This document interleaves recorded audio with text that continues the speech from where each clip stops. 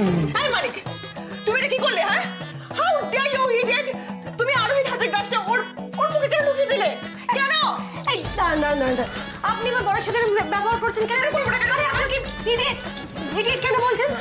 হ্যাঁ বাবা, সত্যি তো রিধিমা আমাদের বাড়ির জামাই মানিক, এখন তার সঙ্গে এরকম ব্যবহার করার তো কোনো মানে হয় না। হ্যাঁ, আরে ও তো নিয়মটা পুরো ঘেঁটে দিল। ও কি করলো দেখুন, নিয়ম অনুযায়ী ছিল বর বউকে খাইয়ে দেবে, তাহলে না বউ বরকে খাইয়ে দেবে। হোয়াটএভার, কিন্তু তোমার হাতের গ্লাসটা কেন ওর মুখে ঢুকিয়ে দিল? কেন ঢুকিয়ে দিলে? আরে বাবা, এটা ছাড়া আমার কাছে আর কোনো উপায় ছিল না। কি উপায় ছিল না? কেন উপায় ছিল না? এখন আমি না এত ঝাল খেতে পারি না। আরে বাবা, ঝাল খাওয়ার সঙ্গে নিয়ম ভাঙার সম্পর্কটা কি বুঝিয়ে বলো। আরে আমি তো ভালো করে জানি এই খাবারের মধ্যে কত ঝাল আছে, আর ঝালটা আমি খেতে না পারলে আমাকে 1 লাখ টাকা দিতে হবে। তাই কে মোটামুটি আমি তো বুঝতে পারছি না। 1 লাখ টাকা দিতে হবে মানে কেন দিতে হবে? দেখুন, আপনি উড়ন্ত হতে পারেন, আমি কিন্তু শান্ত নই। এই, সরি, মানে ওকা নই। আমাদের গ্রামে না এরকম জামাই ঠকানো খেলা হয়। ওই সন্দেশের মধ্যে লঙ্কার গুঁড়ো মিশিয়ে দেয়, তারপরে পালং শাকের বদলে নিম পাতার চচ্চড়ি খাই দেওয়া হয়। হ্যাঁ, আমি তো ঠিক বুঝে শুনে শাকের খাবারটা খাই দিলাম, যাতে উনি খেতে না পারে টাকাটা দিয়ে দেয় আমার 1 লাখ টাকা। কি দিন সেই মূর্খটা কোথা থেকে এসছে? এই মূর্খটা আমি তো বুঝতে পারছি না কখন থেকে কিসব বলে যাচ্ছে। ওরে বাবা, মাথা মোটা মানিক, মাথা মোটা। এখানে কোনো জামাই ঠকানোর কোনো প্রথা চলছে না, বুঝেছো মানিক? মাথা মোটা কোথাকার। এই অনি, তুমি বলো ঝাল হচ্ছে খাবারে? ঝাল হয়? জল হয়নি। আর তাছাড়া ওনার হাতের রান্না তো অসাধারণ, মাই ফেভারিট। কিন্তু মানিক, তোমাকে ঝালের গল্পটা কে বললো? শোনটাও না।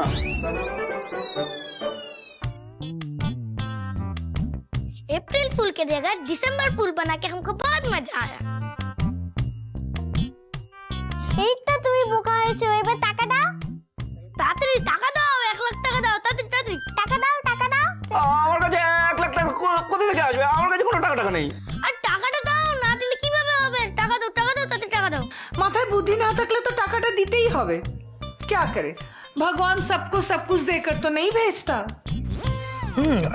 আচ্ছা মানিক, তুমি বলেছিলে না যে তোমাদের পরিবার হচ্ছে গ্রামের সব থেকে বড়লোক পরিবার, তাহলে তোমার পক্ষে এইটুকু টাকা দেওয়া আর কি এমন অসুবিধে? ছি ছি ছি ছি ছি মানিক, দুটো ছোট ছোট বাচ্চা তোমাকে বোকা বানালো, তুমি বোকা হয়ে গেলে। ছাই।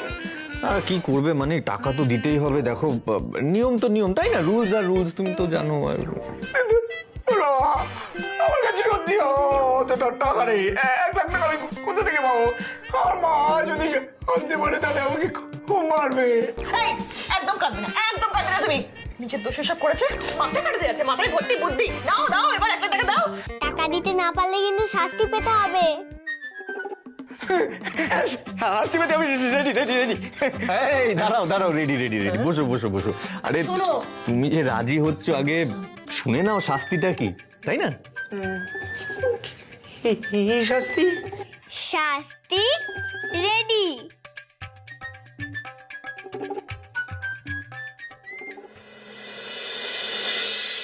আচ্ছা আরু বিট্টু, মন দিয়ে শোনো। মন্দিরে যাওয়ার সময় কিন্তু পিপিন, ডার্লিং দাদি আর ছোট ডাবল ঠাম্মি বলে গেছে যে মানিক আঙ্কেল কিন্তু বেশি কঠিন শাস্তি না দিতে, হ্যাঁ, ইজি কিছু দিতে, ঠিক আছে? যাতে মানিক আঙ্কেল করতে পারে, ইজি হয়। হ্যাঁ, আরে আরু নিউ পাপাই বহুত স্ট্রং আছে আর সব করতে পারবে, কোনো চিন্তা নেই। হ্যাঁ, আমার নিউ পাপা সুপার হিরো, যাই করতে বলবে ইউ করে দেবে। হ্যাঁ, একদমই তাই। আর তাছাড়া আপনাকে বিয়ে করার জন্য মানিক এতদিন অপেক্ষা করেছে। এই পৃথিবীতে এমন কোনো কাজ নেই যেটা মানিক করতে পারবে না, রাইট? মামুনি, আমি টেলিং ইউ মামুনি, অনি, আরু আর বিট্টু মিলে মানিককে কিন্তু কন্টিনিউয়াসলি বুলি করে যাচ্ছে। কখনো গায়ে আটা মাখাচ্ছে, কখনো আলু ছুঁড়ে মারছে, কখনো খেতে বসে বোকা বানাচ্ছে। ওর যা অবস্থা করছে না, আই রিকোয়েস্ট ইউ মামুনি, তুমি অ্যাটলিস্ট কিছু বলো। কারণ আমার কথা তো কোনোদিন অনেক সিরিয়াসলি নেয়নি, কোনো পাত্তা দেবে না কিছু বললে। তুমি অ্যাটলিস্ট কিছু বলো, তোমার কথা অ্যাটলিস্ট ওরা মানবে। আচ্ছা তোমার প্রবলেমটা কোথায়? যাও ঝোঁক না, তোমার আমার শোনো, মাত্র একটা দিনের ব্যাপার। আর বিট্টু একটু মজা করছে, করুক না। মানিকটা এমনিও গাধা, ওর সঙ্গে এরকম সবসময় হয়। এনজয় চিল। তাহলে আরু শোনা, তোমার নিউ পাপিয়ের জন্য তোমরা কি পানিশমেন্ট অ্যারেঞ্জ করেছো? 1 মিনিট, চলো। কোথায়? আসো না। এই মেঝেতে পাউডার ছড়িয়ে দেওয়া আছে। এখানে আরো নিউ পাপাইকে ডান্স করে দেখাতে হবে। চলো আশ্চর্য, চলো। কি হচ্ছে এগুলো? হ্যাঁ, ও নাচ থেকে যদি হাত পা ভেঙে যায় তখন তো কেলেঙ্কারি হবে। আরে ঠিকই নেই, সমস্ত করার কি দরকার? হট করে অ্যাক্সিডেন্ট হয়ে যাবে সিরিয়াসলি। আচ্ছা এত রিয়াক্ট করছো কেন রিদিমা? চিল চিল, অত পাউডার দেওয়া নেই ওখানে। আর তাছাড়া মানিক তো রেডি, ও তো নাচ করতে চাইছে, তুমি কেন বাধা দিচ্ছ? মানিক তুমি পারবে তাই না, বলো? হ্যাঁ এই দেখো। আমি মিউজিকটা অন করি মানিক।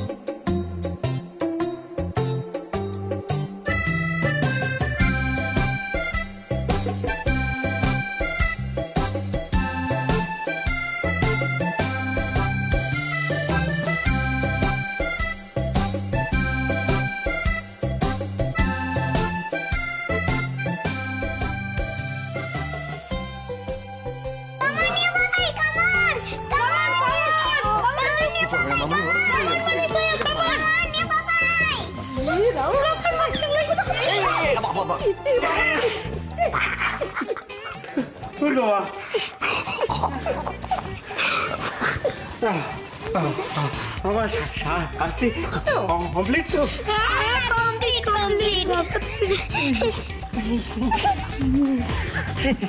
মানিক, brilliant performance, brilliant performance, good job. কিছু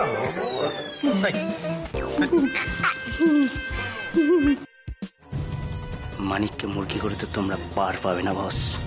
সবকিছুর বদলা নেবে এই মানিক। আরোহীকে তো বগল দেওয়া করে ফিরে যাবেই, সেই সাথে ভরে ভরে টাকা আদায় করে ছাড়বো। আমি জানি মানিক, তুমি আমার আরোহীকে নিজের সঙ্গে ফিরিয়ে নিয়ে যাওয়ার স্বপ্ন দেখছো, তাই চুপচাপ সবটা সহ্য করছো। কিন্তু তুমি জানো না, আলটিমেটলি তোমার ফুটো কপালে কিছুই জুটবে না। আরোহীকে নিয়ে যাওয়া তো দূর, ওর ধারে কাছে ঘেঁষতে দেবো না তোমাকে।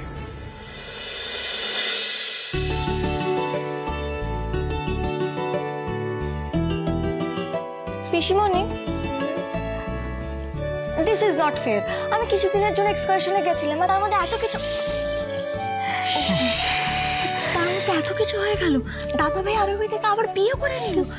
তোমরা খুব মজা করেছো বলো, সবটা মিস করে গেলাম। আমার ওই মালিকের সব কথা শুনে খুব হাসি পাচ্ছে। তোমরা কি না করেছো ওর সাথে?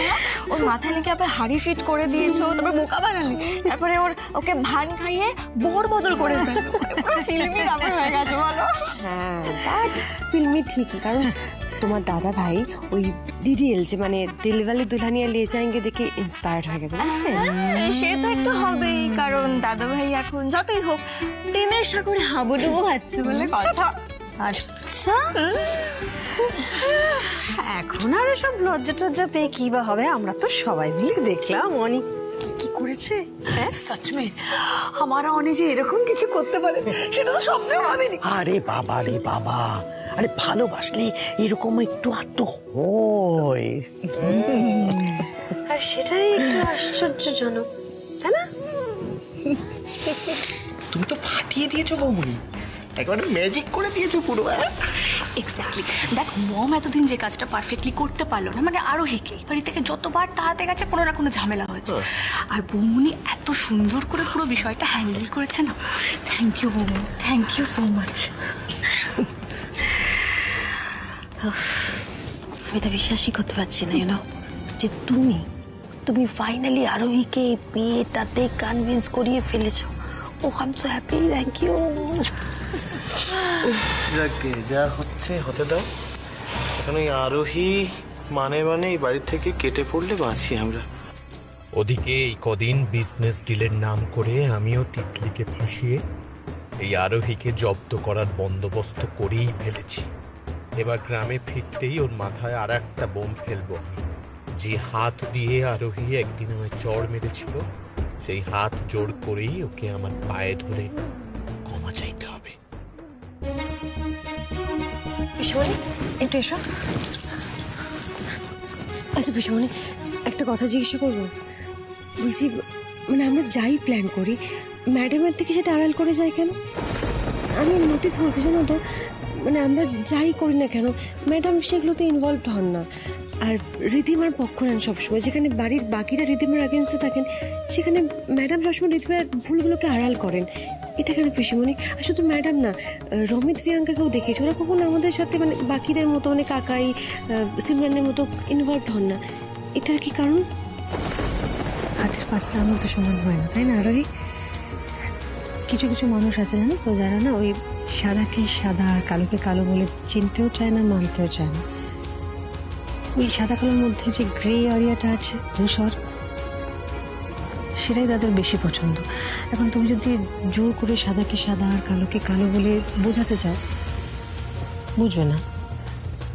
তার থেকে ঠেকে শিখতে দেওয়াই ভালো। তোমরা সবাই আর কত গল্প করবে? আমরা কি ক্রিসমাস পার্টি শুরু করব না? কোর্স শুরু করব। আমরা তো একটা সারপ্রাইজের জন্য ওয়েট করছি। এটাই শুরু করব। সারপ্রাইজ আমাকে বলো বলো, তাড়াতাড়ি বলো। বলছি। আচ্ছা একটা কথা বলো তো, ক্রিসমাস পার্টি কাকে ছাড়া হয় না? মানে কাকে ছাড়া impossible? Christmas party Santa Claus.